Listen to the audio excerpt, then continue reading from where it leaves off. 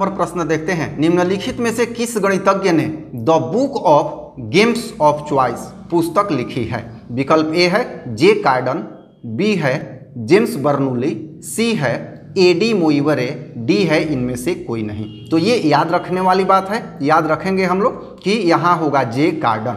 12 number प्रश्न देखते हैं, 0.131133331133 dot dot of to infinite है एक, अर्थात कौन सी संख्या है? तो यहाँ पर दिया है परिमेय संख्या, अपरिमेय संख्या, पूर्णांक संख्या और सम संख्या। तो यहाँ ये जो दशमलव प्रसार है अनवसानी अनावर्ती का दशमलव प्रसार है, क्योंकि कोई निश्चित अंक रिपीट नहीं कर रहा है इसमें। और हम जानते हैं कि यदि परिमेय संख्या का दशमलव प्रसार हो तो या तो शांत होगा या अनवसानी आवर्ती होगा, इसमें कुछ निश्चित संख्याएं रिपीट करती हैं, तो इसमें रिपीट नहीं कर रहा है। तो ऐसे दशमलव प्रसार अपरिमेय संख्या के दशमलव प्रसार होते हैं। यहाँ आंसर होगा बी। 13 नंबर प्रश्न, संख्या 25 और 50 का HCF और LCM का गुणनफल होगा। तो संख्याएं दी गई हैं, अभी हम लोगों ने जस्ट ऊपर समझा है कि HCF गुना LCM बराबर क्या होता है? पहली संख्या गुना दूसरी संख्या। तो यहाँ पर पहली संख्या और दूसरी संख्या, यहाँ संख्या दी गई है तो और पूछा जा रहा है कि HCF और LCM का गुणनफल अर्थात इतना बराबर क्या होगा? तो इतना बराबर पहली संख्या है 25 और दूसरी संख्या है 50। ये प्रश्न हमने इसलिए दोबारा दिया क्योंकि ये प्रश्न भी आया हुआ है बोर्ड की परीक्षा में। तो यहाँ हो जाएगा 1250। तो इसमें सही विकल्प कौन सा होगा?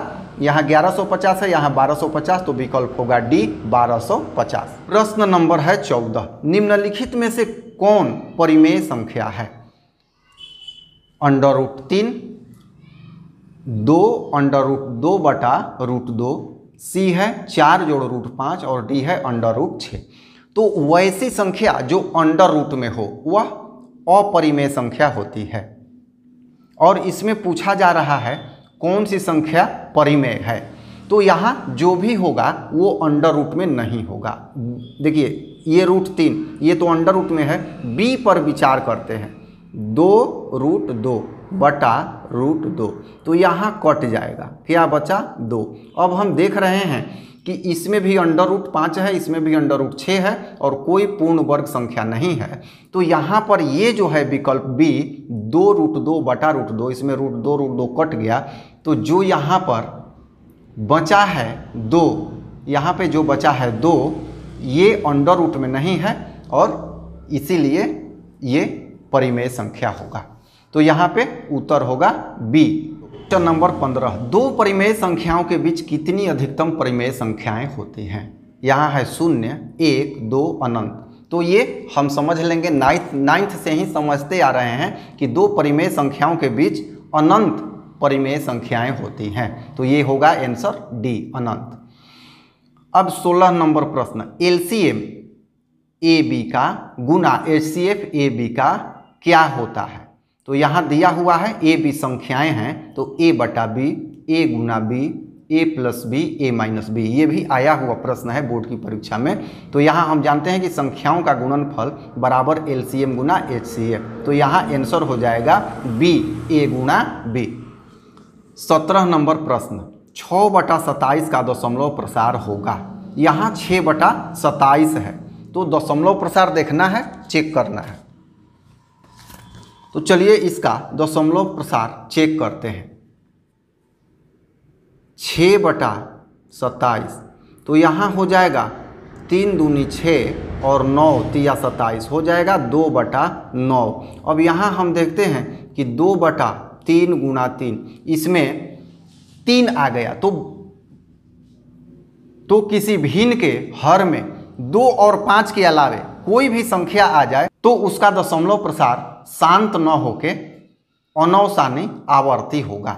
तो यहाँ पर शांत नहीं होगा, अनवसानी आवर्ती यहाँ स्पष्ट लिखा हुआ है, तो बी आंसर होगा। 18 नंबर प्रश्न, a बराबर BQ प्लस R में R के लिए कौन सा सत्य है? देखिए ये यूक्लिड के विभाजन एल्गोरिथ्म से समस्या है। यहाँ A 0 less than R less than B, 0 less than equal to R less than B, 0 less than equal to R less than equal to B, D है 0 greater than R greater than B. तो यहाँ हम याद रखेंगे इसमें बड़ा ही mistake होता है, इसमें होगा 0 less than equal to R less than B, क्योंकि आर का मान बी के बराबर कभी नहीं होता है, बी से छोटा होता है। आर 0 हो सकता है और 0 से बड़ा होगा, तो ये होता है condition 0 less than equal to R less than B. अब 19 नंबर प्रश्न, निम्नलिखित में कौन सा युग्म सह अभाज्य है। देखिए यहाँ सह अभाज्य के बारे में हम लोग ऊपर बात कर चुके हैं कि सह अभाज्य संख्याएं क्या होती हैं। यहाँ है 15 20, दोनों में 5 उभयनिष्ठ है, तो ये सह अभाज्य नहीं होगा। 9 16, एक के अलावा किसी भी संख्या से ये दोनों नहीं कटेगा। 13 और 52 पे विचार करें तो 13 चौका 52, ये 13 52 को काट देगा। 7 तिया 21, ये भी काट देगा। तो B केवल एक ऐसा युग्म है जिसमें दोनों संख्याओं में कोई भी संख्या एक को छोड़कर उभयनिष्ठ नहीं है, अर्थात किसी भी संख्या से 9 और 16 नहीं कटेगा। तो आंसर होगा B 9, 16। क्वेश्चन नंबर 20, वास्तविक संख्या में निहित होती है, अर्थात वास्तविक संख्या में कौन सी संख्या होती है।